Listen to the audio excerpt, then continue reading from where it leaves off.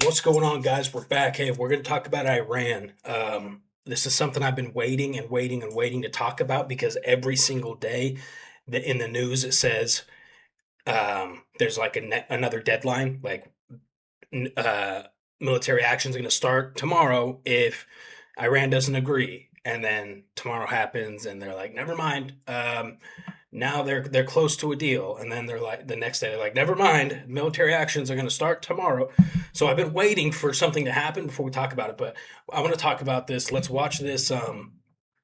This headline literally came out about a minute ago. We begin with Trey Yingst live from Tel Aviv with new reporting on a potential Iran deal. Good morning, Trey. Yeah, hey guys, good morning. Overnight, President Trump announced that a deal with Iran has been largely negotiated. The president indicated there are still a number of small details and aspects that have to be worked out, but the deal will be announced shortly, according to the president. A regional source who has reviewed the agreement told Fox News the deal states that U.S. forces will stay in the proximity of Iran for 30 days. The context here is that it signals to Iran the military option remains on the table if nuclear issues aren't resolved or the interim agreement is violated. The source added that as part of the deal, Iran will receive oil sanctions waivers. Iran will also have frozen funds and assets released worth billions of dollars. On Saturday, President Trump held a call that included leaders from Saudi Arabia, Qatar, the UAE, Egypt, Jordan, Turkey, and Pakistan, aimed at reaching a broader understanding. A separate regional diplomat told Fox News the call was very positive. Good progress is being made, adding that regional leaders were supportive of the progress and of the breakthrough President Trump achieved with the talks. We are still awaiting all of the final details of this understanding, but President Trump said the Strait of Hormuz will be opened. Shortly after, Iranian state media pushed back on that aspect of his Truth Social post, saying despite some Western media reports claiming a return of the Strait situation to pre-war conditions, what is included in the possible understanding is not a full return to the previous status, but rather the restoration of the transiting vessels to pre-war levels within 30 days. Secretary of State Marco Rubio said this today about the negotiations. There is the possibility that over the next few hours, the world will get some good news, at least with regards to the Straits and with regards to a process that can ultimately leave us where the president wants us to be. And that is a world that no longer has to be in fear or worry about an Iranian nuclear weapon. And so I do think there's some good news on that front, but not final news on that front.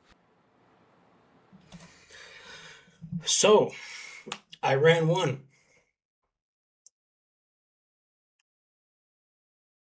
Iran literally won. That's all I got out of that. They have lasted long enough and tricked the U.S. into these negotiations for long enough to where now they have convinced them to leave the region potentially. We'll have to see when this new announcement comes out. Um, but and with no news about the nuclear, the enriched uranium, the nuclear program. Wow, I'm uh I'm pretty shocked, man. I mean, I'm curious what you guys think. What's the course of action in Iran? Is it not our problem? We should back out. Should we go harder? Um, my opinion personally is number one. I live in Ukraine. I've been here for a few years. I fought in Ukraine, spent some time on the front lines, and did some missions. And I have a very strong attitude, strong hatred for Russia. Iran and Russia are very close allies. So, in my opinion, I would love to see the IRGC, who's making all of the rules and laws and commands and orders for the Iranian people. I would love to see the IRGC completely evaporated, eviscerated, pink misted, done. And I would love to see us drop a massive bomb on that enriched uranium and remove that from the equation altogether. Um, and then we have to help the Iranian people, who are good people, right? Um, they're not the people that are not tied to the IRGC, and then we have to help them rebuild their government effectively. That's my opinion. I believe that Iran has been threatening the world and has been the number one state sponsor of terror for decades. They are solely responsible for thousands and thousands, if not hundreds of thousands of deaths globally, and a lot of American deaths. I think we're currently in a position where it's a once in maybe a century situ- position to where we have enough of a military presence in the Middle East right now to finally stop stop Iran's terror. Finally. And the fact that we dropped some missiles on them and now we're talking to them and we're going to try to come up with a deal which they have scammed us on so many times in the past, and then talking about just pulling out and leaving, to me that would be one of the largest failures in military operations since Joe Biden pulled out of Afghanistan, and left all of our stuff there and soldiers to die. And this would be the next at least in my lifetime, the next largest complete failure of a military operation. My opinion. Let's keep listening. Reports do indicate this current draft includes Iranian commitments related to the country's nuclear program that will be discussed in the weeks ahead. Guys? So, Trey, go ahead. So, Trey, obviously one of the major sticking points of this deal is what happens to that nuclear material that remains in Iran today. What are the viable options for what happens to that? So a lot of this deal has to do with interpretation, and I want to start with the Strait of Hormuz because Iranian state media is reporting the current agreement says that the return to a pre-war status is not on the table. It is a return to pre-war numbers, an indication that the Iranians see this as their country still controlling the Strait of Hormuz. Then you have the issue of Iran's nuclear program, and we are still awaiting these final details within the agreement, but there are questions about what will happen to that highly enriched uranium that remains inside of Iran, and also the production facilities that allow the Iranian regime to enrich uranium. Remember, the process here starts with the uranium ore that is extracted from the ground. It's then turned into yellow cake through a chemical reaction, and then into hydrofluoride gas that is spun in centrifuges. And those heavier particles go to the outside and the lighter ones stay on the inside. And this process is repeated by the Iranians, and it allows them to create a purer form of highly enriched uranium. The deal, we do not know what it states about the lower levels of that enriched uranium. Remember, in terms of a civilian nuclear program, you're looking at just a few percentage points of highly enriched uranium. The Iranians currently, they say, have around 60% purity, which is very close to weapons-grade material. And the understanding, according to reports at this point, is that some of... Why would the Iranians ever tell their number one enemy how enriched their uranium is? Why would we ever believe that it's just 60% enriched? Dude, these guys have lied, and lied to, the world over the last multiple decades, but specifically the US.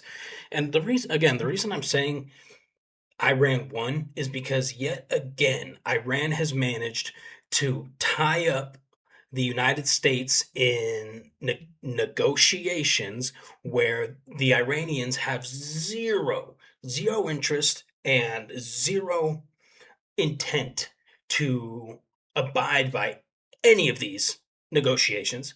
But they know while they are doing this, it's just stalling the United States, it's costing money. And this whole time, they're still controlling the strait. They are in control of that the commerce air. Well, not the commerce because of the blockade, but they are still in control in the sense that none of the ships, the shipping vessels, the large tanker ships can transit through the strait because they will be attacked. Ukraine is effectively winning this war right now. The details as it relates... Unless they come back with a deal that says Iran has agreed to give up every ounce of their enriched uranium and all of their machinery and uh, assets that help make this uranium. And then there's a solid plan in place to where the United States or the UN or NATO, whoever is able to go in, Israel is able to go in and remove this stuff. Unless that is what we're waiting for in this response, unless that's in that response, Iran is completely has the upper hand right now. To Iran's nuclear program It's so will frustrating. still have to be discussed in the weeks ahead. So let me pick up on that, Trey, because you're reporting about we do not yet know what the Iranian commitments are, but it appears to me that the commitments actually are what this deal hinges upon, whether or not it will become fruitful. And is there anything, as we wait to hear about the enriched uranium, is there any Iranian commitment to simply not pursue a nuclear weapon, Yeah, which how is the about that? fundamental core of what President Trump wants to accomplish? Reports do indicate that Iran's nuclear program is addressed in this initial draft, the memorandum of understanding that we expect could be signed as early as today. Some of those technical details, though, are quite important. President Trump has been very clear. Iran will never have a nuclear weapon, and he's not going to enter into an agreement with the Iranian regime that allows them a path towards such a weapon. So this is a multifaceted situation that will have to be addressed by U.S. negotiators with the help of Pakistan and other regional countries. The memorandum of understanding that is likely to be signed soon will lay the groundwork for a broader deal. And that deal, according to officials in the region, will ultimately include concessions as it relates to Iran's nuclear program. And again, if President Trump is following through on this commitment, will ensure that Iran never has a path to a nuclear weapon. And again, that includes removing the highly enriched uranium from Iranian territory that was buried in the aftermath of Operation Midnight Hammer. It includes ensuring that Iran does not have the production facilities to further enrich uranium that may remain in the country, and also that broader commitment by the Iranian regime that they will never obtain a nuclear weapon and threaten U.S. forces or allies across the Middle East. Trey, really quickly, so we understand that President, as you stated, President Trump's goal in this was no nuclear Iran and also concerns over the Straits of Hormuz. Israel, our partner in this, had different goals. One of them was regime change. The Jerusalem Post reporting that Netanyahu was sidelined during these peace deals because of that difference in some of their goals. The New York Times reporting once Trump's co-pilot against Iran, Netanyahu now a mere passenger. Can you talk to us about the role of Israel in this deal? Were they sidelined? And also President Trump talked about different people in his own orbit, some wanting a peace deal, others not. We've heard Pompeo, Lindsey Graham, Ted Cruz, expressing a lot of concern about a potential deal, and others in the White House saying that this is a good thing. Just kind of break that down for us about where all this, where all the politics are around the deal. Yeah, Israeli officials have been largely quiet as this deal progressed because, as one official told me, they are loyal to President Trump and they believe in his judgment as it relates to ensuring that Iran will never have a nuclear weapon or threaten their country or U.S. forces that remain here. One Israeli political source speaking to Fox News today said the United States is updating Israel on the negotiations. This is completely beside the point, right? But it is crazy to me that we're allowing such people at such an age to run countries. Now, again, absolutely, I respect my elders to the fullest, to the maximum, okay? I respect them so much.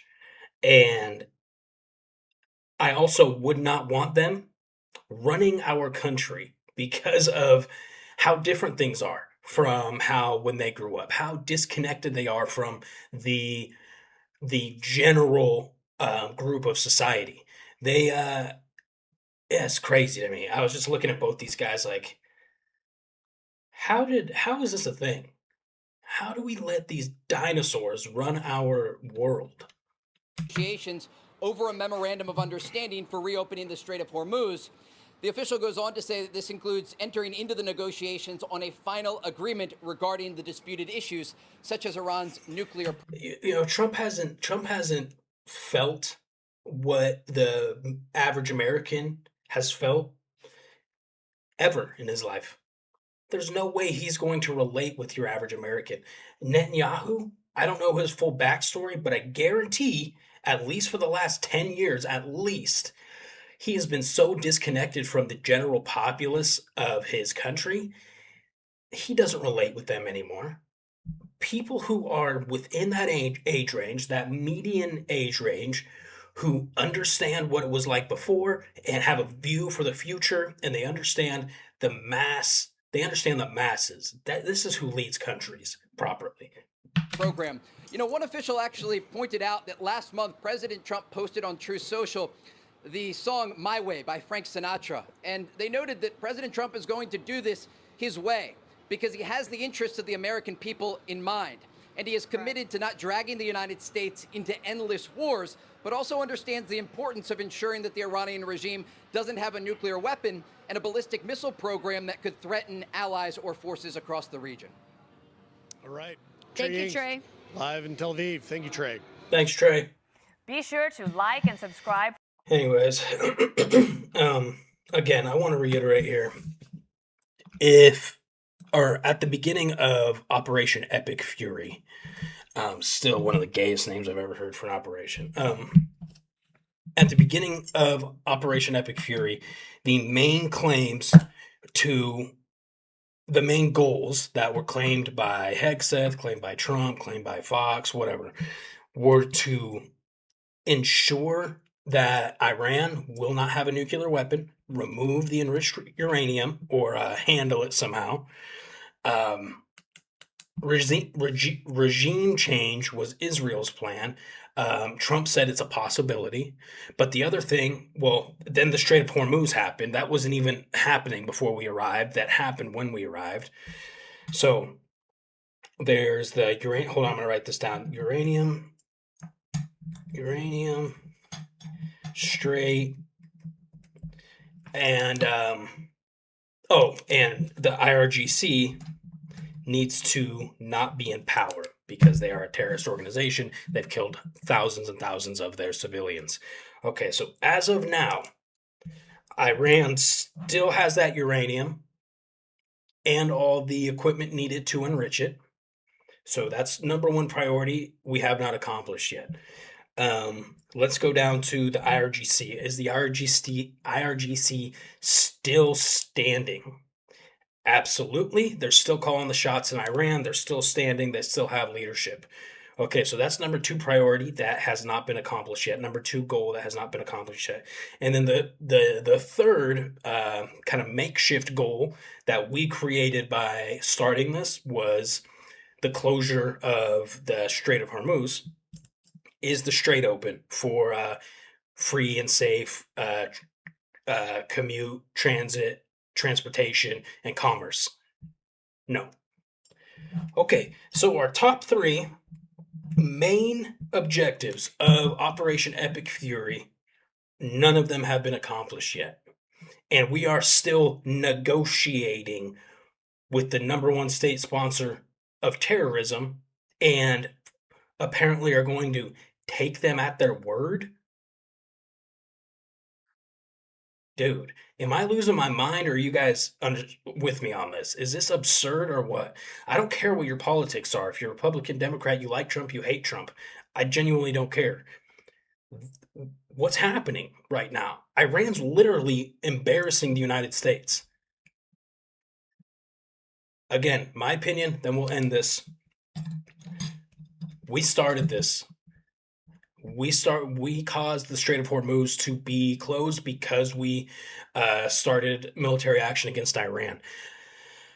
Do I think we should have started military action against Iran? I do. Yeah, I think if Iran gets a nuclear weapon, they're just going to be another Putin and Moscow, to where the United States is just scared of them, won't touch Russia.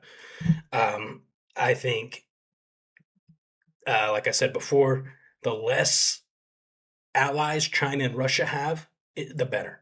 So if Iran goes away, again, when I say Iran, I'm referring to the terrorist regime in Iran and their nuclear weapons, which is the IRGC, who are in control of the enriched uranium.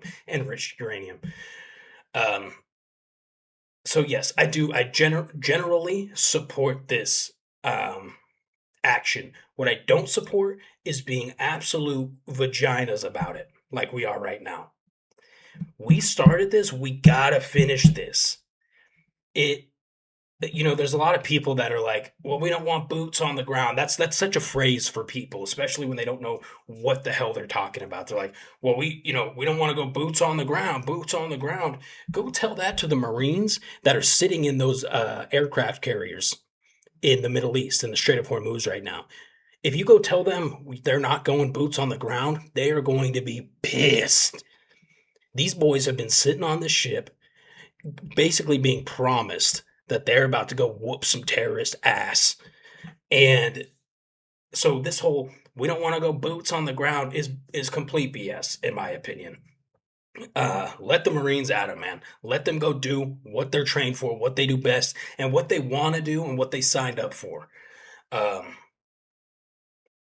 so again, I do agree with removing the regime and the enriched uranium. But what we're doing now is we're currently losing to Iran. We are playing literally into their hand. The fact that we're still negotiating is absolutely absurd. After decades of doing this exact same thing of negotiating, and then we come up with a negotiation, we leave the area, we're no longer threatening Iran. They're like, nah, never mind, just playing. And then they're like spinning up their uranium again and getting their nukes ready. And dude, absurd. All right. Anyways, let me know what you guys think in the comments, man. Obviously, this is a controversial subject, but this is what we talk about out here. So I love you guys, and we'll see you in the next video.